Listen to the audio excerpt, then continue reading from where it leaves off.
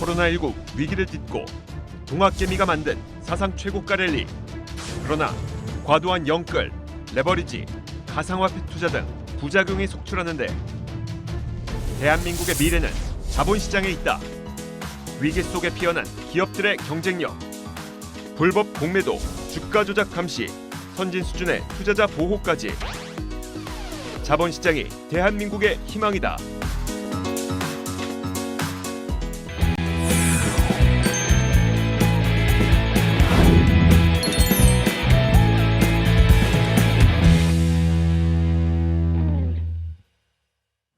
많은 분들이 기다리셨죠? 염승환의 시크릿 주주 시간입니다. 오늘은 또 어떤 기업 이슈들 전해주실지 곧장 만나뵙겠습니다. 이베스트 투자증권 디지털 사업부 염승환 이사님 자리하셨습니다. 어서 오세요. 네, 안녕하세요. 네. 먼저 내부자들에게 무슨 일이 종목부터 확인해 보겠습니다. 저는 이 코너 너무 재밌더라고요. 또 어떤 소식들이 들려왔나 보니까 어제 변동 컸던 SKC도 있고요. 네이버, 삼성전자 우선주 관련해서 소식이 있었고 LG 디스플레이도 또 나왔네요. 이번 주에 저랑 한번 하셨었는데 네. 그리고 게임빌도 있습니다. 하나씩 전해주세요. 예, 일단 이제 삼성전자는 이제 사실 삼성전자는 그 소량이라도 꾸준히 이렇게 매수를 하는 것 같아요. 그래서 이제 너무 적은 건 좀 안 가져왔는데 네. 일단 오늘은 좀 삼성전자 또 우선주를 이 부사장님이시라는 이제 분이 사셨습니다. 그래서 8월 27일 날 69,543원. 보통 개인 투자분들이 삼성전자 할 때 우선주를 되게 또 많이 사요. 선호하는데 여기 임원도 이제 장내 매수를 통해서 삼성전자 우선주를 샀고 어쨌든 지금 삼성전자 같은 경우 주가가 뭐 이렇게 나쁘진 않아요. 최근 흐름은 이제 조금씩 살아나려고는 하는데 아직도 많은 분들이 좀 만족스럽지 못할 것 같아요. 뭐 주가 좀 8만 원 이상으로, 그러니까 본주 기준으로 좀 올라가길 좀 많은 분들이 바라실 텐데 다만 이제 뭐 여전히 시간이 좀 걸릴 수 있다 하더라도 뭐 최근 들어와서는 이렇게 나쁜 뉴스는 별로 없는 것 같아요. 그러니까 메모리 쪽에서 뭐 가격 꺾일 거다 이런 얘기들 뭐 나온 지는 한참 됐고 실제로 네. PC 현물 가격도 많이 떨어졌기 때문에 뭐 그런 악재들은 반영이 된 것 같고요. 다만 이제 최근에 그 파운드리 쪽에서도 좋은 뉴스들이 간혹 좀 나오고 있고 또 구글과 워낙 또 관계가 좋기 때문에 구글이 크롬북에 들어가는 이 노트북에 들어가는 CPU도 자기가 직접 만들겠다라고 하더라고요. 그렇다니 이제 삼성이 파운드리 수주를 좀 따낼 가능성도 분명히 좀 열어놔야 되지 않을까 이렇게 보여지고 또 TSMC가 얼마 전에 이제 기사가 나온 거 보니까 3나노 공정이라 그러죠. 그러니까 지금 사실 10나노 이하 공정을 제대로 구현하는 업체가 전 세계에서 삼성하고 TSMC밖에 없는데 TSMC가 이제 3나노까지 지금 가는 단계에서 내년 아이폰 14에 그 3나노 공정을 이제 그 채택을 한다고 하더라고요. 근데 그게 지금 쉽지가 않다고 합니다. 한 3, 4개월 정도 더 늦어질 수 있다. 워낙 공정이 어렵기 때문에. 그러면 애플 입장에서는 이것도 출시일이 늦어질 수밖에 없어요. 만약에 이 TSMC가 만들어줘야 그걸 칩을 탑재를 할 텐데 그럼 이건 삼성전자한테도 또 기회가 올 수도 있는 거거든요. 사실 삼성 입장에서는 뭐 어차피 애플이 고객사가 아니니까 잃을 게 없는데 네. 혹시라도 삼성전자가 내년에 먼저 3나노 공정 양상에 성공을 하면 TSMC하고 삼성전자 기술력이 달라요. 그러니까 방식은 좀 다른데 삼성전자 방식이 더 효율적이라고는 하더라고요. 근데 이제 삼성전자가 내년에 목표는 그거면 내년 상반기에 양산을 한다고 했거든요. 그게 되면 모르죠, 또 뭐 애플 칩을 수주할 수도 있는 거니까 이제 그거는 이제 사실 저도 좀 개인적으로 바라는 상황인데 어쨌든 나쁠 건 없는 뉴스들이 좀 최근에 많이 나와지고 있다. 그래서 삼성전자 계속해서 좀 비중은 지금은 뭐 비중을 늘릴 단계지 뭐 줄일 단계는 전혀 아니라고 생각을 하고 있습니다. 많은 분들에게 좀 힘이 되는 이야기이네요. 그리고 TSMC보다 저희 삼성전자가 조금은 더 효율이 있다라고 하니 가진 기술력이 괜히 어깨도 좀 으쓱하는 것 같습니다. SKC도 체크해보죠. 어제 변동이 좀 크게 나와가지고 이거 고민하신 네. 분들 계시더라고요. 일단 SKC 같은 경우는 이제 그 두 분의 그 본부장님 직함을 가지신 분들이 16만 원, 15만 원대 이렇게 매수를 했고 사실 SKC 최근에 보면요 계속 그 내부자들 매수가 꽤 있어요. 꾸준히 들어오고 있습니다. 그 전부터. 근데 어제 빠진 거는 이제 아마 리포트 보신 분들은 아시겠지만 한 증권사에서 목표 주가를 14만 5천 원까지 그냥 낮춰버렸어요. 그러니까 사실상 매도하라는 얘기죠. 지금 매도를 하라는 이제 그런 얘기로밖에는 이제 해석이 안 되면서 네. 주가 급락을 했고 또 거기다가 지금 우리나라 2차 전지 섹터가 좀 약간 어제는 다 안 좋았습니다. 맞아요. 사실 뭐 삼성 SDI가 4% 급락을 하고 에코프로 비행까지 막 무너지면서 좀 분위기가 안 좋은데 또 많이 올랐다는 그런 부담감도 좀 작용을 했던 것 같아요. 그러니까 그런 보고서랑 같이 겹치면서 좀 급락이 나왔는데 어쨌든 SKC가 제가 봤을 때는 여전히 경쟁력 충분하고 동박 생산량도 여전히 늘어날 것으로 좀 보이고 있고 2025년까지는 계속 증설을 하거든요. 근데 그 증설 비용에 대한 좀 부담이 일부 있나 봐요. 그래서 아마 그걸 보고서에 쓴 것 같은데 아직까지 뭐 그런 부분에 대해서는 회사에서 언급한 건 아니기 때문에 좀 지켜봐야 될 텐데 이번 달에 파이낸셜 스토리를 열어가지고 SKC가 뭐 양극재, 음극재 시장에도 진출한다라는 그런 그 청사진을 발표한다는 뉴스도 한번 나온 적이 있어요. 그렇게 되면 동박만 하는 게 아니라 양극재, 음극재 이제 전체 소재까지 한마디로 SK그룹의 그 2차 전지 소재는 이제 SKC가 담당할 가능성이 굉장히 높아졌습니다. 그러니까 LG화학은 자기가 자체적으로 지금 다 하고 있는데 대부분은 SK그룹은 이제 SKC가 담당할 가능성이 높아져서 상당히 좀 기대감이 높아졌는데 그리고 오늘 제가 이제 출근하다 보니까 그 키움증권에서는 오늘 보고서가 하나 나왔어요. 그래서 이따가 한번 확인해 보시면 좋을 것 같은데 목표 주가 21만 원인가요? 유지를 그대로 했고 뭐 어제 하락은 좀 너무 과도하다. 좀 저가 매수하는 게 좋겠다. 이런 내용입니다. 그래서 그 보고서도 한번 참고를 해보시고 어쨌든 15만 원대에서 장내 매수가 꾸준히 들어오고 있어서 지금 하락에 대해서는 너무 염려할 필요는 없지 않을까 생각합니다. 네. 이어서 그럼 네이버 가볼게요. 카카오 네이버가 한참 순위 싸움할 땐 그렇게 이슈가 되더니 요즘 시장에서는 이 포털 대형 두 종목도 관심권에서 살짝 밀려나 있는 느낌인데 박땡땡 책임 리더님, 이게 제 이름이면 얼마나 좋을까요? 네, 어제 네이버 사셨네요. 예, 그러니까 43만 원에 네. 싼 가격에 산 게 아니라 지금 이제 거의 현재가 부근에서 그냥 산 것 같아요. 그러니까 뭐 계속해서 이 보통은 이렇게 주가가 장기간 올랐으면요 임원들이 주식 잘 안 사거든요. 보통 이제 많이 빠졌을 때 사는 편인데 네이버는 되게 특이한 게 이게 올랐는데도 간간히 매수가 들어옵니다. 그만큼 이제 회사에 대해서 여전히 좀 성장성에 대해서 긍정적으로 좀 보고 있는 것 같고 사실 네이버냐 카카오냐 뭐 논쟁은 되게 뭐 많은데 많은 분들이 뭐 이거 살까 저거 살까 헷갈려 하시긴 하지만 사실 뭐 정답은 그냥 좋으면 둘 다 사면 되고요 사실. 맞아요. 근데 지금은 이제 저는 네이버 쪽을 좀 더 선호하는 게 카카오 이번에 카카오뱅크 상장하고 나서 아마 보셨겠지만 주가가 한번 휘청했어요. 그러니까 10월인가 11월 정도에 또 카카오페이 상장이 있거든요.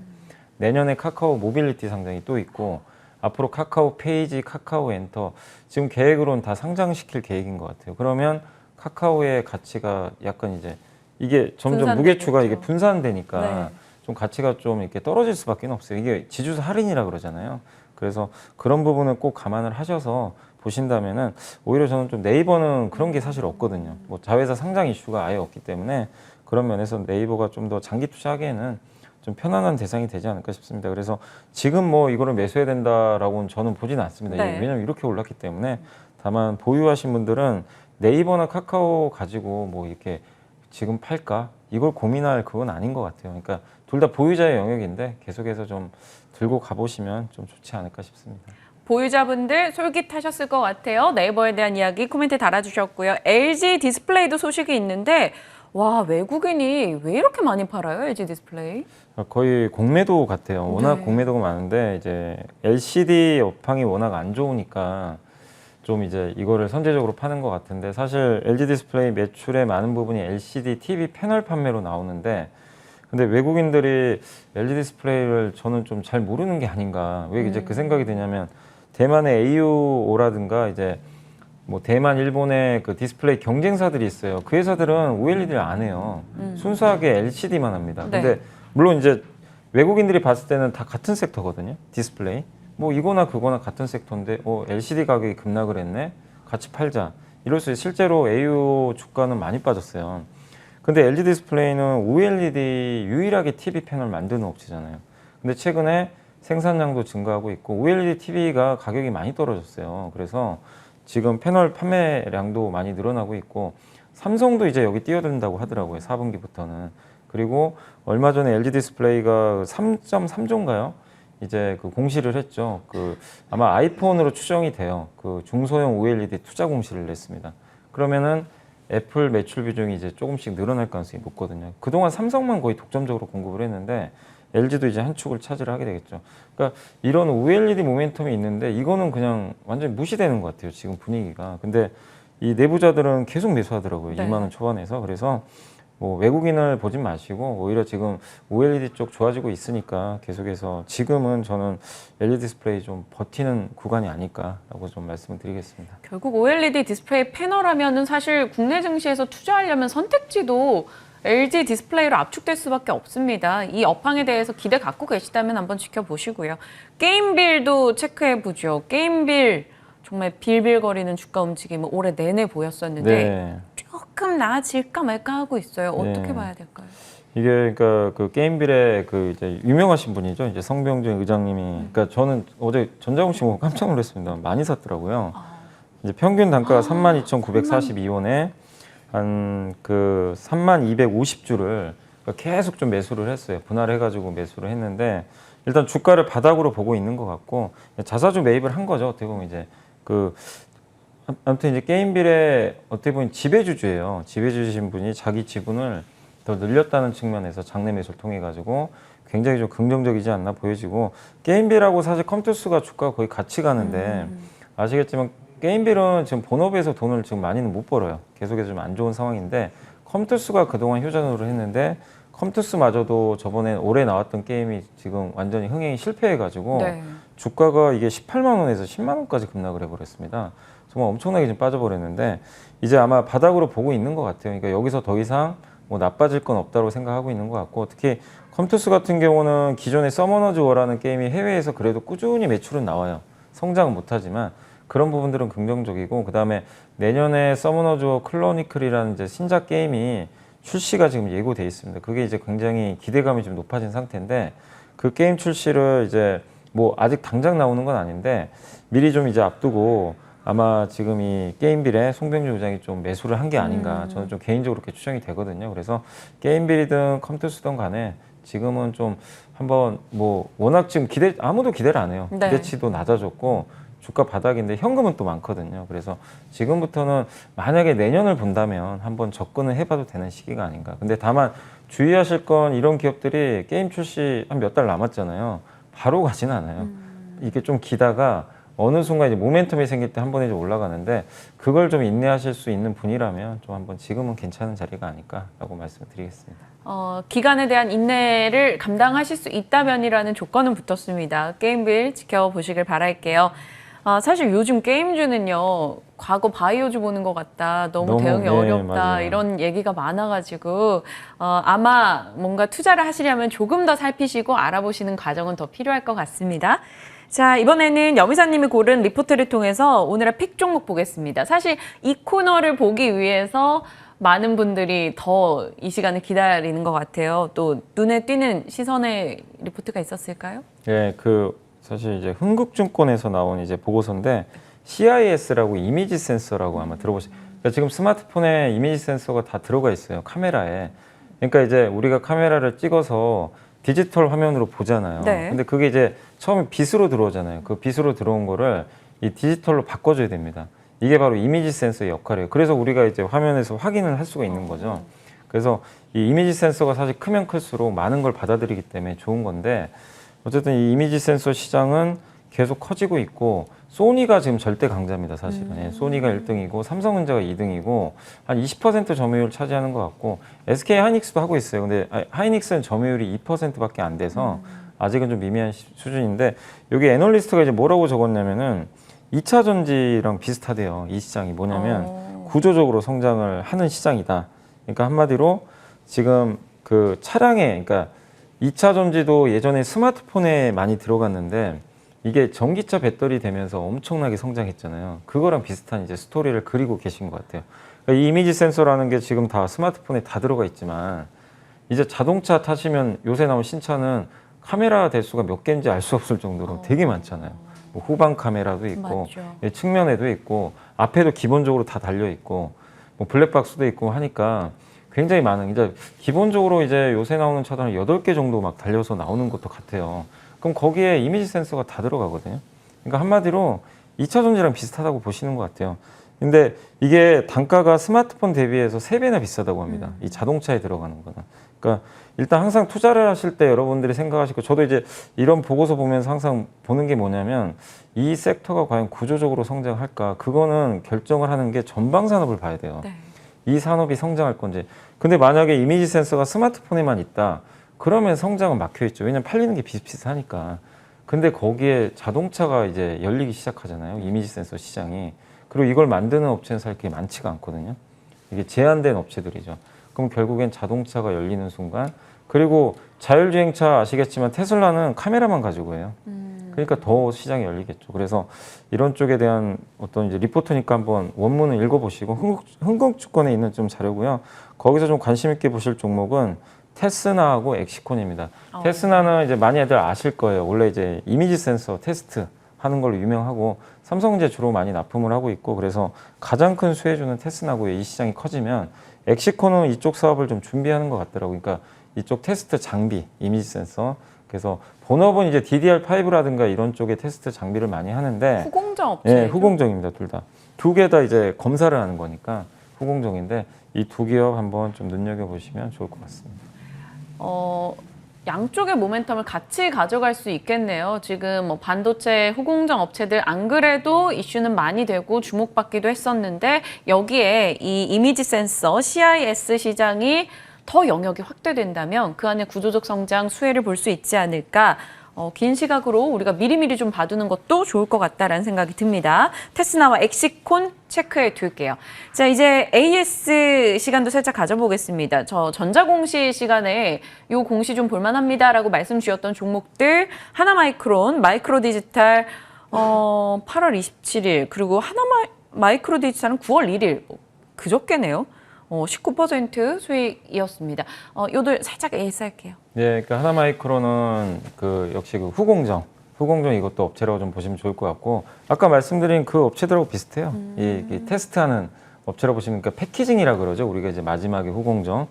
그래서 그 업체들 요즘에 주가가 좋은데 계속해서 설비 투자도 많이 하고 이 수주도 계속 나오고 있기 때문에 앞으로 이쪽 시장, 그러니까 제가 저번에도 말씀드렸던 게 뭐냐면 전공정보다는 앞으로 후공정이 되게 좋아질 거예요.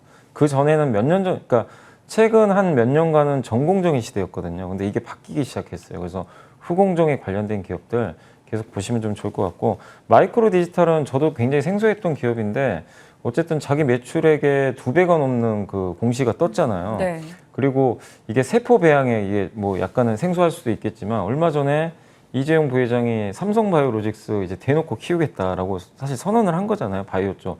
근데 그런 것들을 하기 위해서는 세포 배양을 다 해야 되거든요. 근데 이런 것들을 하는 회사가 국내에 거의 없는데 마이크로 디지털 이제 그런 사업을 좀 하고 있기 때문에 굉장히 긍정적일 수밖에 없는 것 같습니다. 그래서 좀 굉장히 또 희소성이 있는 그런 또 스타일의 기업이잖아요. 그래서 마이크로 디지털 한번 좀 장기적인 관점에서 계속 들고 가보시면 좋을 것 같습니다. 말씀 주시는 정보들 무엇 하나 버릴 게 없습니다. 그만큼 저희에게 좀 도움이 될 만한 내용들을 픽해 주시는 거고, 관련해서도 여러분 잘 따라 붙어 보시면서 체크해 보시길 바랄게요. 자, 오늘 시장 어떤 전략이 필요한지 한마디 해주세요. 일단 지금 어제 또 변동성이 확대됐고, 그러니까 미국을 보면 참 부럽잖아요. 네. 변동성도 없어요. 그냥 계속 올라갑니다.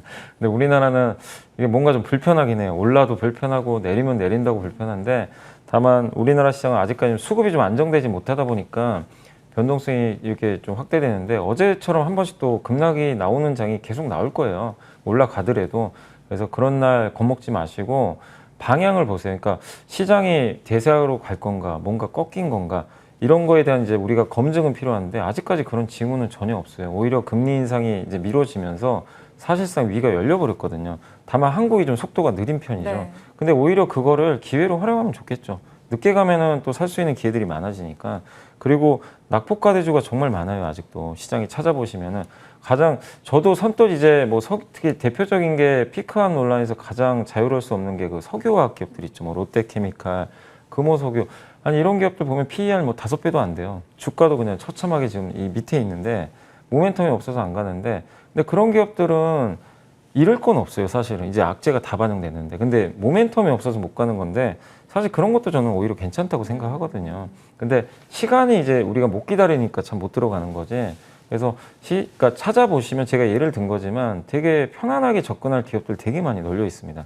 그래서 그런 기업들 중심으로 해서 변동성이 좀 확대될 때 아래에서 저가 매수해서 좀 시간 가지고 기다리시면 그렇게 어렵지 않게 또 수익 날 수 있는 장이니까 여러분들 일단 9월달 장세 좀 기대하시면서 천천히 여유 가지고 계속 투자하시면 좋을 것 같습니다. 저희가 어디 차량 가지고 목적지 이동할 때요. 신호등 걸리는 개수 생각하지 않잖아요. 네. 결국엔 그 목적지라는 방향을 생각한다라면 여러분들도 그 방향을 잡고 잘 가보시길 바랍니다.